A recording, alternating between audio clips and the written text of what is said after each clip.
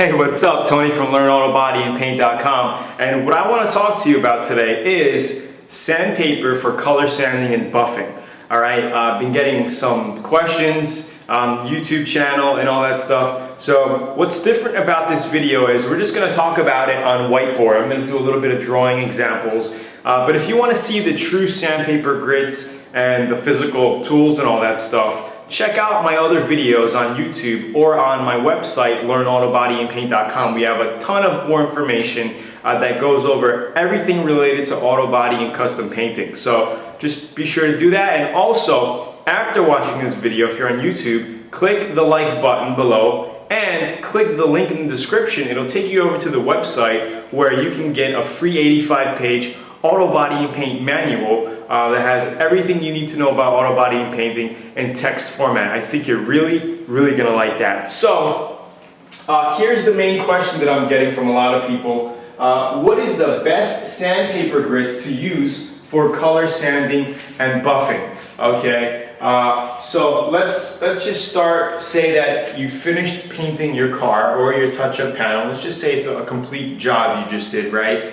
And you have a little bit of paint texture on it and a little bit of orange peel and all that stuff. People are asking, what is the best sandpaper grits to cut that down flat with and start color sanding and buffing? Okay, so some people start with 1,000 grit actually, okay, 1,000 grit.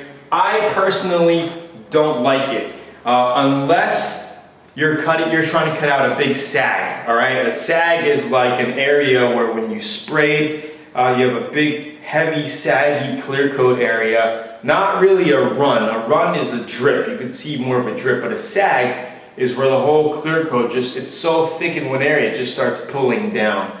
All right, so sags, yeah, I would use about 1,000 grit or 1,200 grit to flatten that whole area out. And I'm going to show you a little example of what I mean by flattening out the clear coat before you buff. Okay, but I normally like to start with about 1,200 to 1,500 grit. Now, when sanding, you could dry sand or you could wet sand. There's a couple of different techniques. If you're a beginner, if you're new to this, I recommend wet sanding because you have more leeway for mistakes. You're not going to cut as fast, all right? And it'll take a little longer time sanding it, wet sand by hand with a block, than DA sanding it, dry sanding it with with a DA. I like to use about a 1,200 to 1,500 grit dry. This way, while you're sanding, you could basically see that you're cutting to a flat surface, all right? You're going to see the orange peel and the paint texture flatten out and disappear while you're dry sanding. And it's easy because when you're wet sanding and you have all the water on the panel, it's hard to see if you're flat or not. You have to get a chamois, dry it off, make sure you're in the sun, or blow on the panel to make it dry and evaporate so you can see if you're cutting enough in one area or not, you know what I mean? But with dry sanding, all you have to do is just dust off the panel and you could see if it's cutting flat or not. That's the cool thing about dry sanding. I have complete step-by-step videos on the VIP training site on this whole process, both wet and dry sanding. I show you how it's done both ways. So if you're experienced, you're more confident with the DA and with just doing body work and not afraid of messing up, dry sanding is a quick way to cut down all your panels. This is what I do now. And then after that, I go over the whole thing. I wash it down, so to say, with 2,000 grit, wet sand, all right, just to smoothen out the 1,500 to 2,000, and then you could buff on top of that, okay? So that's what I like to do, all right? I like to dry sand DA with 1,500 grit or wet sand. If you're not experienced, I would go with 1,500 wet sand and then move down to 2,000 grit, wash it, like get it all flat with, smoothing it down, make sure you're going to be buffing over 2,000 grit. And then you go ahead and use the 1, 2, 3 stage buffing steps that we show you exactly how to do on the website. So if you check out the website, check out the VIP training course, it's all in there. And we have thousands of members that love our trainings and full support. So it's not like you're alone anymore. You're going to get complete support and you're not going to be alone with your projects. That's the cool thing about it. All right, so 1500 down to 2000 and buff. I got a couple of comments, well, one comment from one guy out in Europe somewhere. He was like really bugging me and saying, 2000 grit, what am I, lazy? Am I lazy for buffing over 2000 grit? He was like, no way, I would never buff over 2000, always over 3000 grit. And let me tell you something, I've been doing this for a long time, since I was 13, I'm 30, 17 years I'm in the business. All right, I've hung around auto body shops, we have an auto body shop, and it's just unheard of. Nobody buffs over 3000 grit. Maybe in Europe they do, but you're not going to see any difference. Okay, you could buff over 3000 grit or buff over 2000 grit. You're not going to see a big difference. You're not going to see a difference, period. I can guarantee that. After you color sand and buff over 2000 grit with your wool pad, then your foam pad, and do the glaze and all that stuff, it's going to look like glass. And my projects prove that. I've had cars in car shows, taking awards and all that other stuff, and I know how to put on a gloss. Check out some of my other YouTube videos of the completed projects that we did, and you'll be amazed. All right, so 2500 to 3000 is overkill. Don't worry about it. You don't have to sand to 3000 grit. Weird kind of guy, and you want to get really, really tedious, then hey, after you 2000, wash it down with 3000. But I'm just saying you're going to be wasting your time. 2000 grit is plenty fine to buff over to get amazing glass finish results. Okay? So this myth is busted in my book. Hardly anybody ever does this. It's a waste of time. Don't even bother getting 2500 to 3000 grit sandpaper. You do not need it. 2000 is the most you want to sand, and then you buff on top of that. Okay? Okay, quick little demonstration.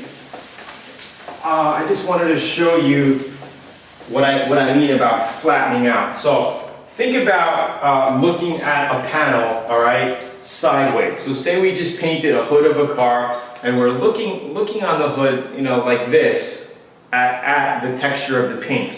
Okay, what you're gonna see is it's probably gonna look something like this. Okay, that's what it's gonna look like. And when you're color sanding and buffing with the block here, let's use this as a block, right? You're going to be sanding like this, right? So let's just say we're sanding like this, okay? You're sanding, and you're going to notice that the tips of this texture, orange peel, right? You start to cut it, right? You start to cut down. After you sand, right, after you fully sand flat, it's going to look flat, just like that. You're not going to have this little texture, orange peel or the paint texture, whatever you want to call it, on your paint job. It's going to be flat like that. That's what I mean by flattening out your clear coat before you buff it. You want to make sure it's flat. You want to make sure that after you sand it, your panel here is a matte color, a matte, flat color, okay? So if you put it in the sun or if you look at it, it just looks dull looking, all right? So when it looks dull looking like that, once you have it down to like 1500 grit or 2000 grit, you're ready for buffing, all right? You're ready to put your compound on it, you're ready to put your wool pad on it and start buffing out your panels. All right, so I hope you learned something from this little presentation. If you like this video, please like it, share it, put it up on a website or whatever you want to do with it on YouTube. Comment below. Also, don't forget to click the link below if you're on YouTube. It's going to take you over to the website, right, where we have a complete blog post on this video, where you can also, on the sidebar, okay, on the sidebar, if you're on the website now, right, look on this side. You're going to see a little book. It says put your name and email to get the book. This is where I can send you the book, all right? So put your name and email in, and I'll email you this copy of 85 full pages of auto body and paint material right to your email box right now. So do that right now. And if you're on the blog also, comment below. I would love to hear back from you. If you're on Facebook, comment. And I can't wait to talk to you about more other cool videos and all that stuff about auto body and paint, all right? So check out the YouTube channel. We have hundreds of videos. Check out the blog. We have hundreds of posts. We have all kinds of information. And also, don't forget to check out VIP. All right, VIP is amazing. We have thousands and thousands of members that are members from all across the world that join us every day, and we help them take their projects up to the next levels and get real results with their DIY experiences, and that's pretty amazing. We have a private Facebook group, private forum, and everybody's in there every day conversating, having a good time, and uploading pictures and all that fun stuff. Alright, so again, it's Tony from LearnAutoBodyAndPaint.com. I hope you liked the video. I'll see you in the next ones. Ciao.